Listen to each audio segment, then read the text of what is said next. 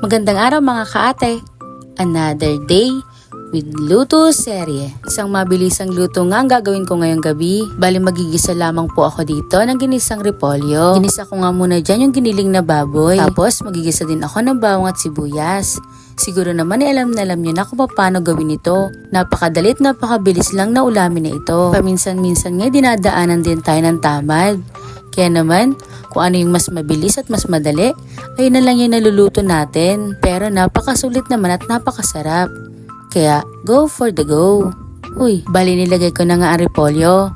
Kiniyat-giyat ko nga lang ito sa maliliit para naman mahalo ko ng mabuti. Tapos naglagay nga pala ako dyan ng sili.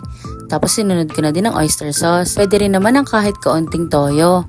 Kung wala kayong oyster sauce dyan, pwede na yan. Tapos naglagay din ako ng konting asin, saka ng paminta. Depende na lang sa kung anong kagustuhan nyo pang ilagay.